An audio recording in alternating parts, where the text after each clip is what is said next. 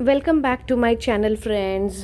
आज आपण पाहणार आहोत रव्याचे अगदी छान मऊ आणि लुसलुशीत असे डोसे बनवायला, आणि ते खायला पण अगदी चटपटीत आहेत, खूप छान बनतात. चला मग आता उशीर न करता आपण रेसिपीला सुरुवात करूया.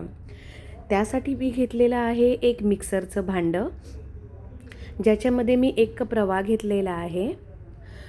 थोडंसं मी त्याच्यामध्ये दही टाकणार आहे. दही मुळीच आंबट नाही आहे, ताजं आहे.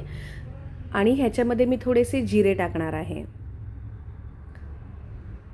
आता ह्याच्यामध्ये थोडंसं पाणी टाकून मी हे मिक्सरला लावून घेणार आहे. आणि आता तुम्ही बघू शकता ते कसं झालेलं आहे. हे मी मिक्सरमधनं काढलेलं आहे. किती जाड आहे ते तुम्ही बघू शकता. आता ह्याच्यामध्ये मी हे जे आहे बाजूला काढून ठेवणार आहे एका भांड्यामध्ये.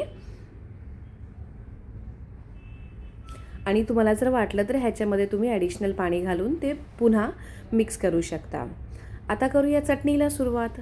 ह्याच्यामध्ये मी घेतलेलं आहे खोबरं, थोड्याशा मिरच्या, कोथिंबीर आणि डाळ घेतलेली आहे. ह्याच्यात थोडंसं पाणी टाकून आपण हे मिक्सरला लावून घेऊया. ही झाली माझी चटणी तयार. बघू शकता तुम्ही किती जाड आहे ती. ह्याला आपण नंतर फोडणी देऊया.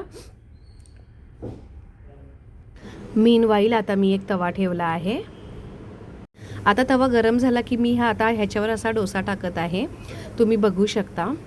ह्याला छानपैकी आपण शिजून देऊया. जर तुम्हाला कडक डोसा खायला आवडत असेल तर ह्याला जास्त वेळ शिजवत ठेवायचं, आणि जर तुम्हाला नरम करायचा असेल तर मग हा थोडासा शिजला की तुम्ही बाहेर काढू शकता. म्हणजे माझ्या घरी कसे जे छोटी मुलं आहेत किंवा सिनियर सिटीजन आहेत त्यांच्यासाठी ते चांगलं आहे. आता ही फोडणी देते आहे मी. त्याच्यामध्ये मी मोहरी टाकलेली आहे आणि थोडासा कढीपत्ता टाकलेला आहे. आणि आता ही माझी फोडणी देऊन माझी चटणी तयार झालेली आहे. तुम्ही बघू शकता कशी झालेली आहे ती. आता मी तव्यावर परत एकदा डोसा ठेवलेला आहे आणि याला छानपैकी गरम करून मी परत बाजूला काढून ठेवणार आहे.